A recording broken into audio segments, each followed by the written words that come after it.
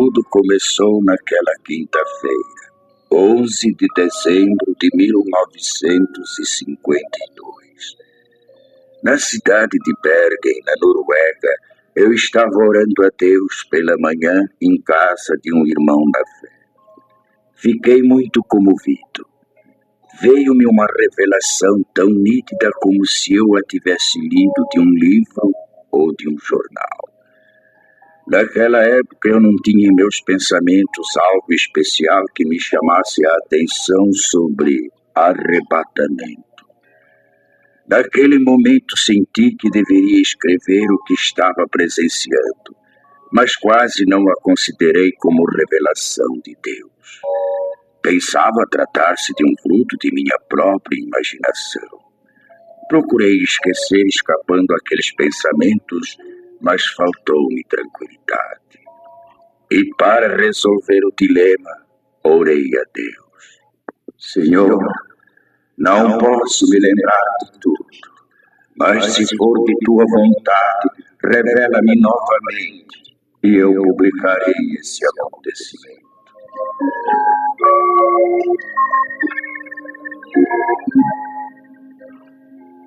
Passaram-se 2 semanas. Numa noite, por volta das 22 horas, voltei a ver claramente pela segunda vez a revelação. Não tive mais dúvidas. Apanhei lápis e papel. Comecei a anotar os acontecimentos segundo iam se desenrolando diante de mim. Assim escrevi até 1h da madrugada. Estava já cansado e não suportando mais por causa dos meus 79 anos de idade. Orei a Deus pedindo que me deixasse descansar e que, se fosse de sua vontade que eu escrevesse tudo aquilo, que me permitisse ter a continuação da revelação no dia seguinte. E fui me deitar, logo adormecendo.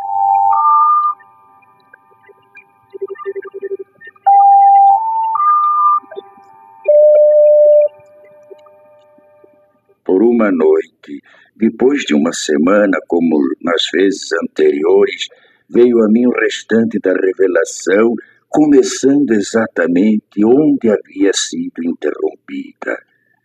Esta é a descrição de como veio a minha revelação de Deus.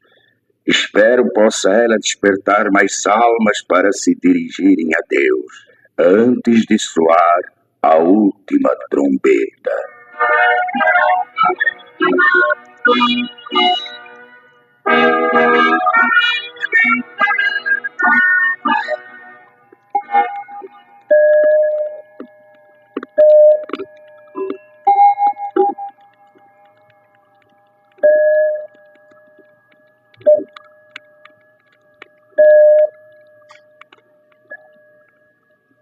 9h da manhã. A esposa de André, sozinha em sua casa, escuta um programa radiofônico especial para crianças. Ela aprecia tais programas, pois sempre falam sobre a palavra de Deus. Ela fica contente em saber que muitas crianças podem ouvir a palavra do Senhor, e conforme pensava ela, isso era mesmo muito bom, desde que fosse tomado cuidado de não fanatizar as crianças. 5 minutos depois, o programa é cortado bruscamente para uma notícia de última hora. Interrompemos as nossas transmissões para informar que recebemos de Oslo, nossa capital, notícias urgentes de que a cidade se encontra em pânico. E atenção para mais este informe. Oslo, urgente. Informa-se da central de polícia que algo misterioso aconteceu. Não se pode calcular o número de pessoas, tanto menores como de adultos, que desapareceram de repente sem deixar o mínimo vestígio para as autoridades. A nossa polícia não está podendo explicar o porquê desse acontecimento, nem sobre os desaparecidos. Trata-se de um número incalculável e solicita que em cada família, onde se note a falta de alguém, seja feita notificação urgente ao posto policial mais próximo, dando minúcias e circunstâncias ligadas ao desaparecimento para se facilitar o trabalho das autoridades, a fim de que possam desvendar este mistério. Mais este informe ainda. Oslo, urgentíssimo. À medida que passam os minutos, surgem novas notícias, cada uma mais extraordinária do que as outras. Na praça central desta cidade, muitos comerciantes, em meio aos seus afazeres, servindo a freguesia, desapareceram.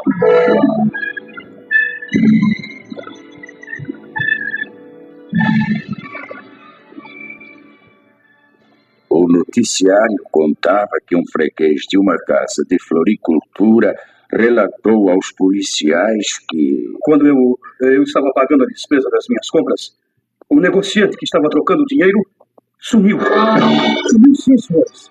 Sumiu e não se sabe para onde. Eu notei apenas que ouvi umas palavras semelhantes a Glória a Jesus! Glória a Jesus! Glória a Jesus! Então eu não vi mais o negociante. Eu cheguei a esfregar os olhos. Aquilo era inacreditável. Tudo então parecia só uma leve neblina. Mas eu não tinha mais nada para ver.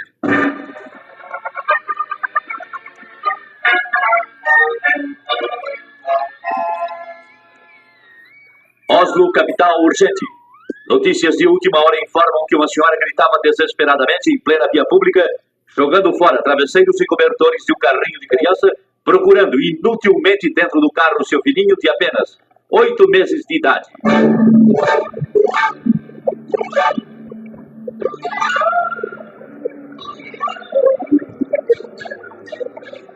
Meu filho! Meu filhinho! Onde está ele?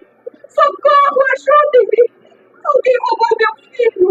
Ele estava há pouco deitadinho dentro do carro e já não está mais! Socorro! Meu filhinho desapareceu! Onde está a polícia? A polícia, entretanto, estava lá. Para quê? O que poderia fazer? Não é este o primeiro caso, senhoras e senhores ouvintes. De todos os lados surgem pessoas clamando pela ação policial, solicitando auxílio nas buscas de gente desaparecida. São pessoas que chegam chorando e gemendo. Um negociante, há poucos instantes, abandonou sua loja e correndo rua abaixo a plenos pulmões alarmava. Socorro! Socorro! Eu não sei como, mas 2 empregados de minha loja acabam de desaparecer!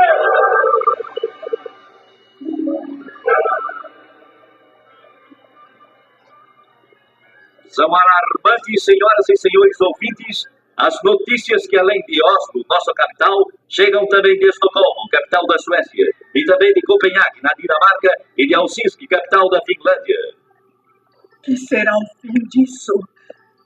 De todas essas partes, os acontecimentos são iguais.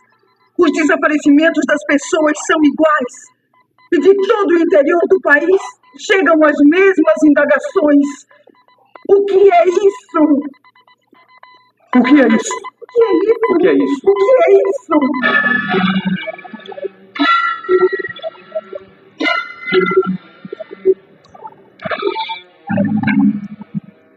A esposa do Sr. André, impressionada com tais acontecimentos, pergunta-se, temerosa e aflita: Pode ser isso que está acontecendo?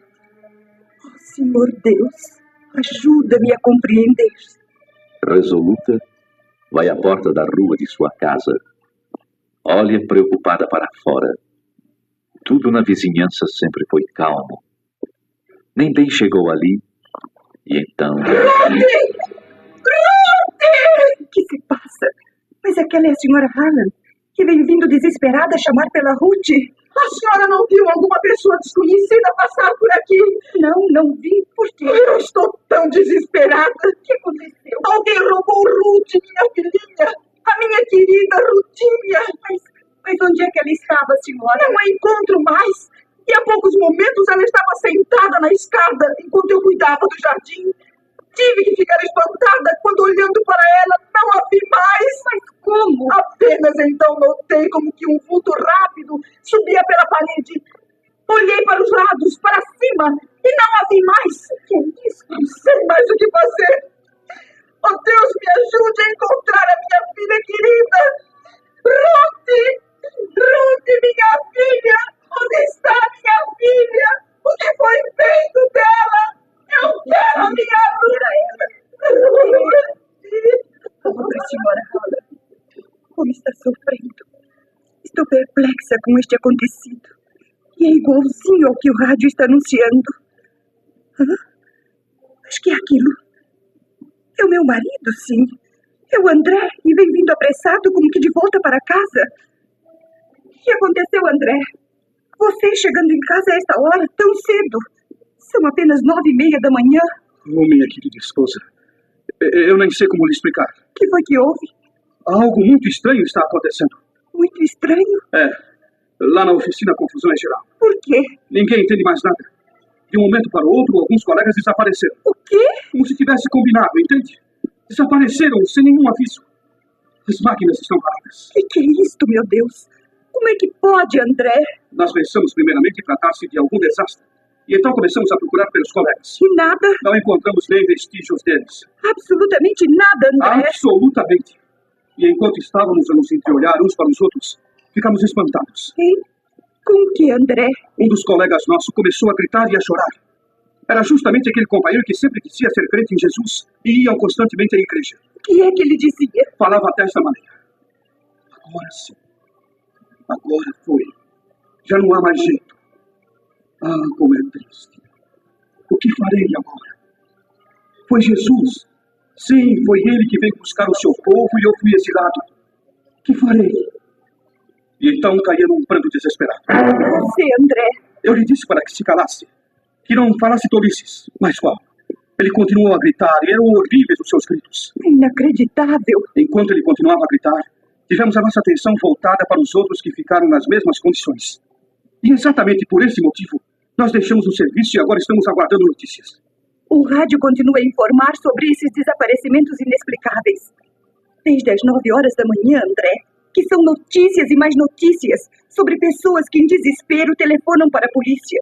E todas as respostas são desoladoras. As autoridades não podem fazer nada senão aguardar. Sabe, André? O quê? Chegam também pelo rádio notícias de alto mar, dizendo sobre passageiros e tripulantes que desapareceram misteriosamente.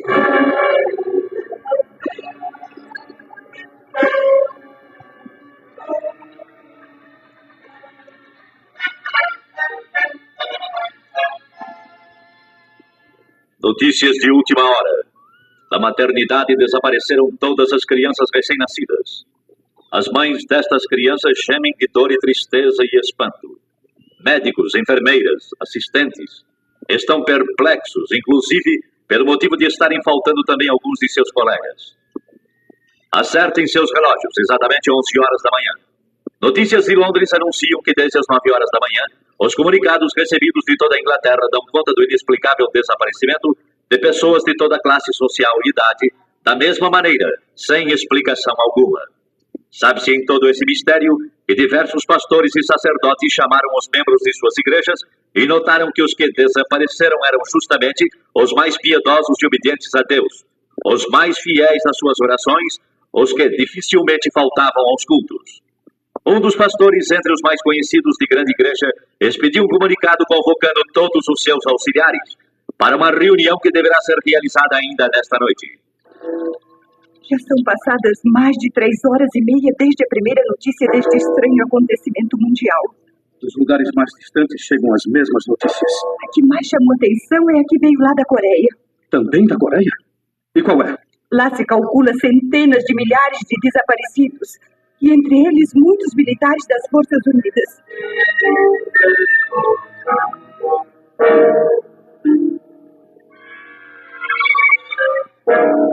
É totalmente impossível descrever o que se tem passado nas últimas horas.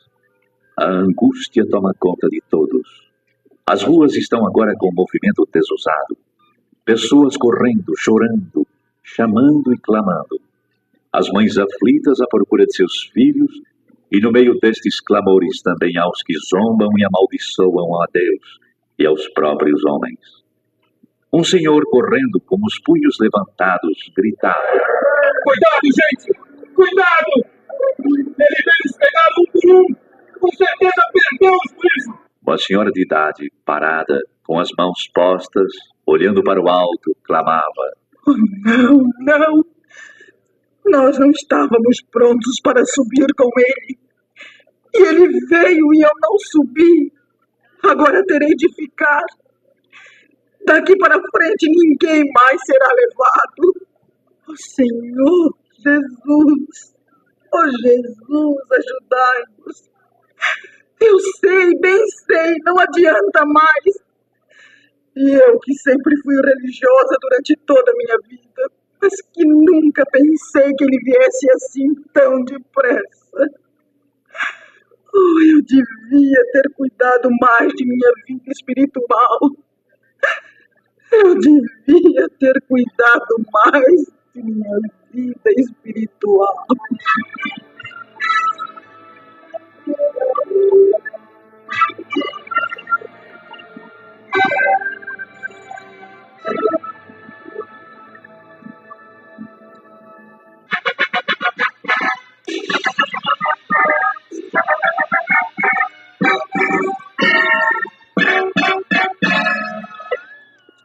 Com informações recém-chegadas, informamos as senhoras e senhores ouvintes que das estradas de ferro chegam-nos notícias de que não houve propriamente nenhum desastre, mas são muitas as composições paradas, algumas até sem os seus respectivos condutores. Todas as buscas feitas têm resultado em vão. Há também passageiros que desapareceram. É o mesmo nas estradas de rodagem. Alguns jornais da tarde não entraram em circulação. Perturbação e nervosismo têm dificultado os trabalhos das autoridades, que se esforçam para a complementação de um relatório exato do número de desaparecidos. Cientistas reunidos e meteorologistas trabalham sem repouso, procurando elucidar o mistério, segundo seus conhecimentos e experiências. Voltaremos a qualquer instante com a edição extraordinária que se fizer necessária.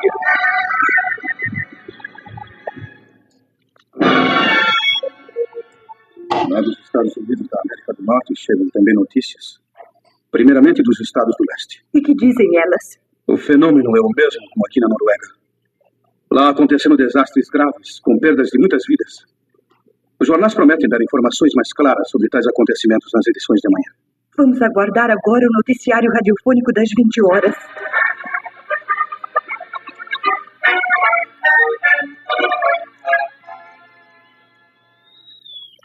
Nossa emissão pode informar agora que a catástrofe se manifestou exatamente na mesma hora em todo o mundo. Embora as informações tenham partido das grandes cidades, já se sabe agora que em todos os locais, cidades menores, vilas e aldeias, o acontecimento é idêntico. Assim como tem se dado na parte norte da Terra, dá-se também na parte sul. O que toma conta da população é o medo. Ninguém nesta noite procura cama para dormir, tal é a apreensão do povo.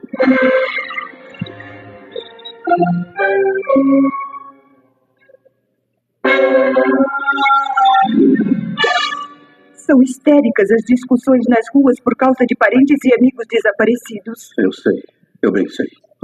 Entre a confusão, suscita-se no meio do povo que tais acontecimentos devem ter qualquer relação com os crentes ou com os evangélicos.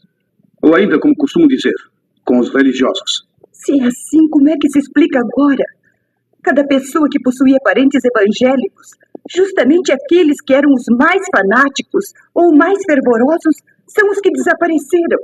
Um senhor que trabalha numa cervejaria falou: eu creio que tudo isso tem qualquer coisa com os crentes. Pois conheço um senhor de nome Hans Rosen, e ele sempre esteve em meu serviço pregando a palavra de Deus. Volta e meia ele dizia que Jesus viria breve para levá-lo, juntamente com os que acreditam no poder de Deus. E agora acabo de ter notícias que ele também não se encontra mais aqui. E tais palavras foram confirmadas? Foram exatamente. Um outro homem também falou. É verdade. Nós tínhamos como colega uma pessoa que falava a mesma coisa. E agora o seu nome também está na lista dos desaparecidos. E na tal de reunião onde você estava por acaso, alguém protestou? É claro que sim. Alguém disse em voz alta: é necessário que as autoridades proíbam agora a leitura da Bíblia e reuniões cristãs, para que assim evitemos que novamente aconteça o mesmo. E em resposta a essas palavras? Em resposta a elas, o senhor disse: não há mais perigo. Nunca mais vai acontecer coisa igual. Esses crentes que nós chamávamos fanáticos tinham razão. Eles nos falaram de Cristo e esperavam a volta de Jesus para buscá-los. Ai de nós, meu povo, que não demos atenção para eles. Com eles estaríamos melhor do que sermos obrigados a ficar nesse caos que já começou. E que digo mais, vai ser pior. Palavras essas que me causam profunda comoção, acredite. Um outro cidadão protestou com veemência, dizendo: você está acreditando naquelas bobagens? Por que então não fez companhia a eles quando eles sumiram? E o senhor? Que respondeu? Calmo e seguro respondeu: sim, se eu tivesse obedecido aos ensinamentos que eles davam a respeito de Jesus, eu não estaria agora aqui. Mas é tarde. Agora é tarde. Acabando de dizer isso, retirou-se pesaroso enquanto um sujeito do grupo gritava: você e todos que pensaram assim só merecem uma coisa: a forca! Fora com essa bobagem de cristianismo!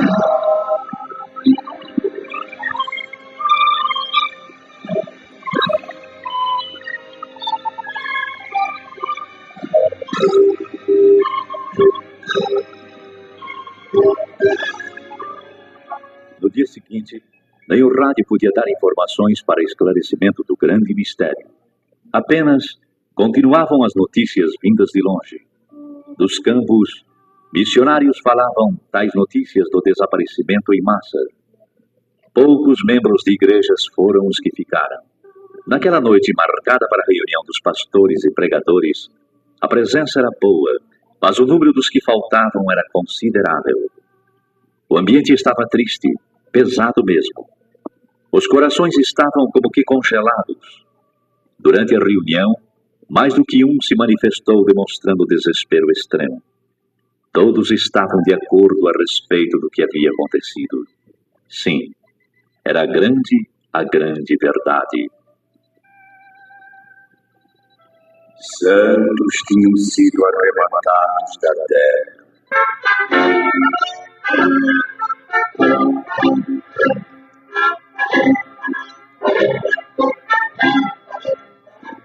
A noiva de Cristo foi levada ao céu. Entre alguns crentes, houve a confissão de que, apesar das preparações teológicas e estudos da palavra de Deus, nunca chegaram a compreender que aquilo seria uma realidade. A verdade é que estavam completamente estranhos ao novo nascimento e longe da adoção de filhos. Um dos mais novos falou: eu nunca aprendi assim. Os professores nunca nos falaram que ia ser como se deu nesses dias. Houve nesse momento certas tendências para discussão. Porém, os ânimos estavam abalados demais para que saísse algo aproveitável. E um jornalista presente escreveu: a conclusão dos crentes que ficaram é a seguinte: o que se passou nestes dias, sem dúvida, foi o que está predito na Bíblia Sagrada, ou como está escrito sobre a assunção da noiva, ou que Jesus levou os seus. Isto é tudo que podemos informar no momento. Este comunicado, porém, não foi publicado. As autoridades acharam que tudo aquilo era produto da mente nervosa dos evangélicos e seus ministros. Foi ainda qualificado de fantasia, sem ter nada de realidade. Depois de um acontecimento de envergadura, qualquer pronunciamento de esclarecimento só poderia ser dado pelo governo. E se for provado que tem relação com a religião cristã, o primeiro passo deve ser o do fechamento das igrejas e outros lugares de pregações evangélicas, até que o caso seja devidamente esclarecido. Mas já não se trata de caso nacional, e sim de internacional. No campo religioso, nas igrejas, o ambiente geral é de tristeza. Mas no domingo todas as igrejas e templos estavam repletas. Em certas igrejas não havia pastor. E aqueles que nunca faltavam nos cultos estavam ausentes. Muitas igrejas estão com um número muito reduzido de membros, e em lugar dos crentes estavam aqueles que anteriormente haviam desprezado as mensagens. Eu vi que o povo estava ansioso para conhecer a palavra, mas a Bíblia era como um livro selado. Um senhor procurou ler, mas disse: eu estou lendo as letras, mas não compreendo nada. E deu o livro a outra pessoa que respondeu da mesma maneira. Bastou isso para que todos os presentes começassem a chorar e a gemer.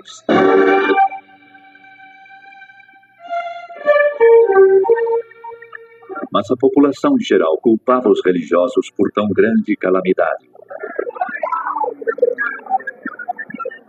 Tudo isso tem acontecido unicamente por causa dos crentes. Sim, é isso mesmo. Esta praga tem vindo sobre nós unicamente por causa deles. Vamos até a igreja e vejamos o que podem eles nos explicar.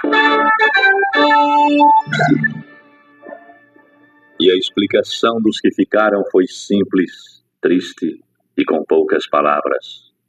O tempo da graça terminou. Mas algumas palavras e no culto iniciou-se a confusão, bem como em todas as reuniões realizadas para tais esclarecimentos. Alguns, levantando-se, começavam a culpar o pregador. A culpa é sua! Muitos não subiram porque você nunca esclareceu como deveria fazer, anunciando que a vinda de Jesus estava perto. Nunca esclareceu que devíamos ter um coração purificado e cheio do Espírito Santo, e que sempre deveríamos estar retos diante de Deus e também dos homens. Agora eu sei o que foi que me impediu de ir de encontro a Jesus. Foram justamente as mínimas coisas que eu julgava sem importância e que não me impediriam de ir ao céu. E eis que aqui estou. Tem misericórdia de mim. Ajuda-me! Ajuda-me! Calem a boca. Eu fiz o meu dever. Fiz o meu dever e fiz mais ainda.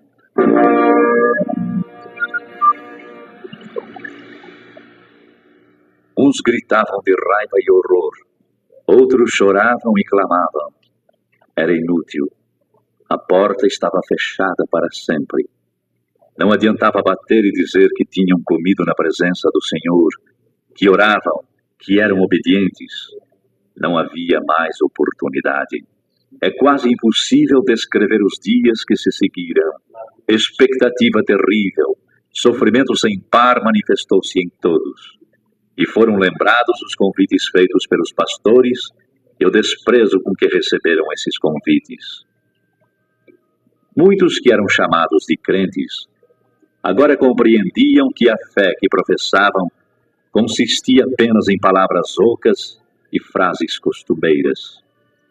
Alguns iam às igrejas apenas para acompanhar amigos, outros porque gostavam de cantar no coro, tocar instrumentos e outros interesses, sem possuírem o verdadeiro desejo de ouvir e obedecer a palavra de Deus. Não eram nascidos de novo, nem tinham o selo da promessa, nem adoção de filhos. Não tinham, portanto, direitos sobre a herança. Para certas pessoas, a igreja era simplesmente uma sociedade, um local para passarem as horas vagas. Mas agora estes mesmos clamaram: Senhor, abre-nos a porta.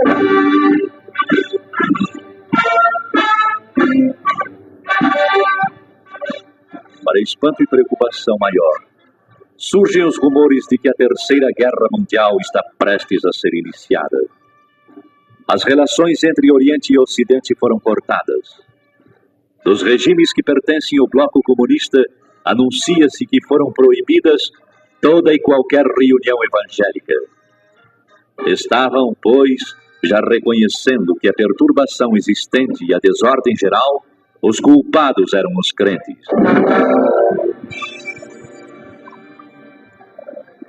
Para maior confusão, é anunciado que está em vigor a pena capital para todo aquele que pronunciar o nome de Jesus. Então é chegada a hora de varrer sobre a terra a praga chamada cristianismo. Morte certa também para os que guardam em sua casa alguma coisa que faça lembrar de Jesus Cristo e seus ensinamentos.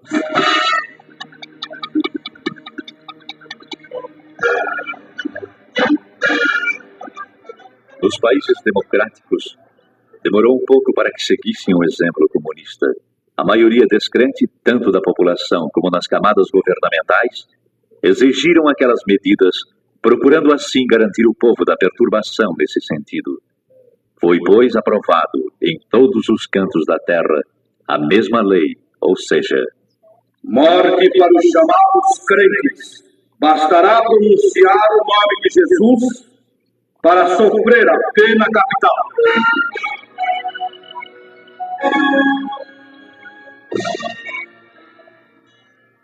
E com estes acontecimentos, Inicia-se a época mais terrível da história humana.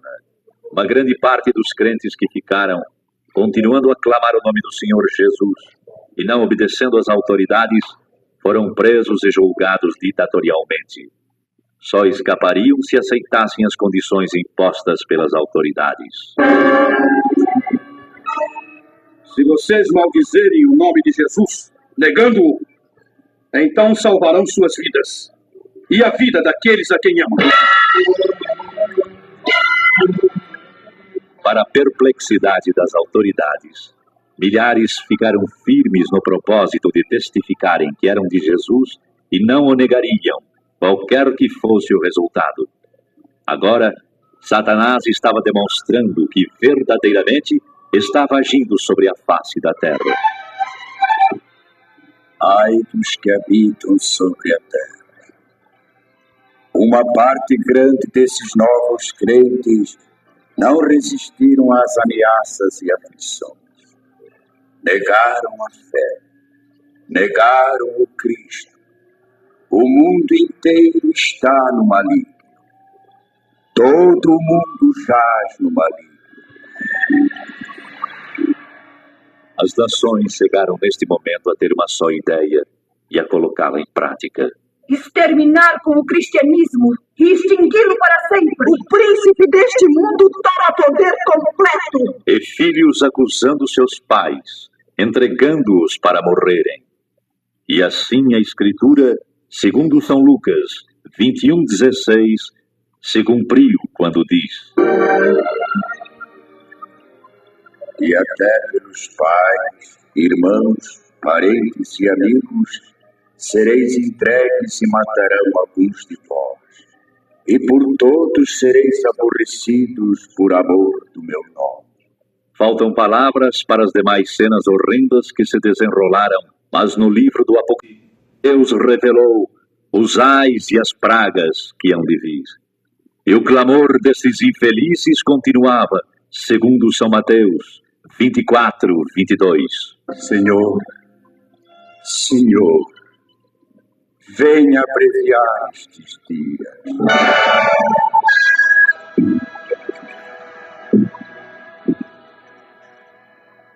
E assim termina a descrição da revelação que a mim veio quando me encontrava no dia 11 de dezembro de 1952 em Bergen, na Noruega. Ao irmão em Cristo, ao amigo, lembro: prepara-te para o encontro com Deus, para que não aconteça de seres deixado quando o Senhor vier buscar a sua igreja. A noiva hoje mesmo procura a face do Todo-Poderoso e pede, com o coração quebrantado e contrito, que a graça e a luz te sejam concedidas pelo Espírito Santo. Amigo, enquanto estamos no dia chamado hoje, a oportunidade de aceitares as grandes verdades e obedecê-las. Ainda hoje, irmão, podes ser selado junto com os que pertencem ao Senhor Jesus Cristo. Ele virá. Aguarda. Ele virá num abrir e fechar de olhos, arrebatar a sua igreja. Cuidado. Esta é a grande verdade. A última trombeta soará.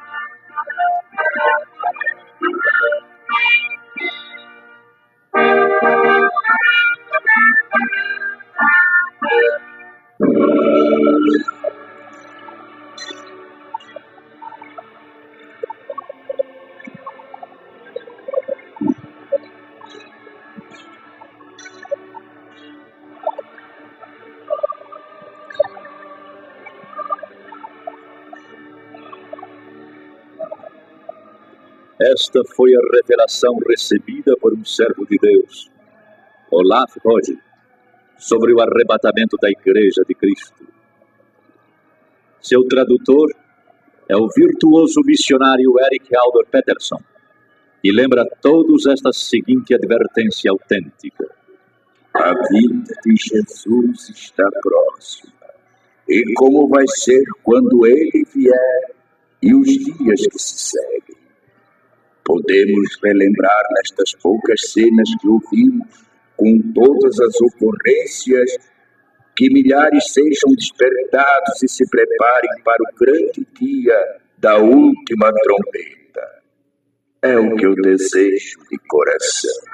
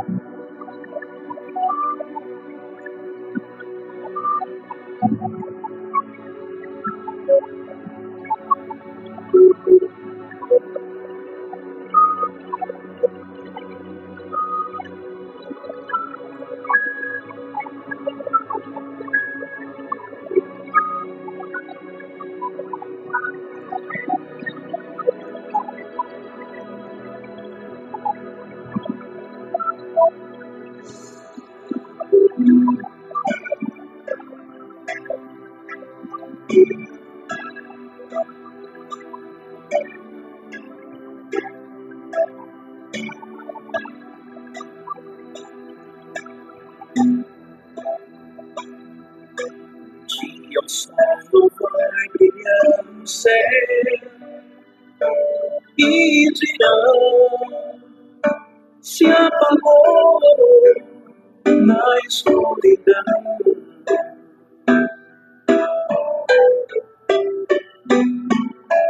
Dia não haverá mais o amanhã, só o som que o ar produz na escuridão.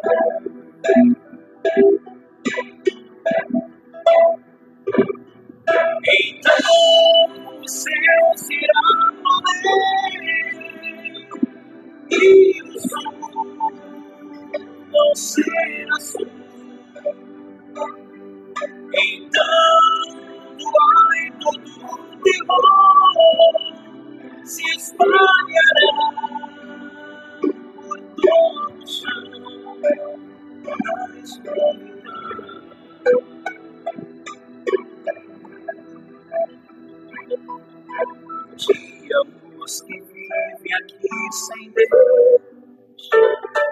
chorarão, sofrerão na escuridão.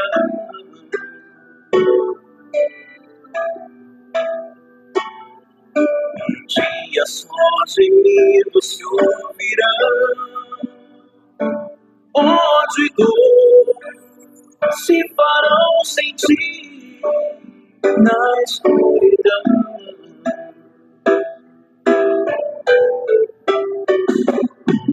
Então o mar virá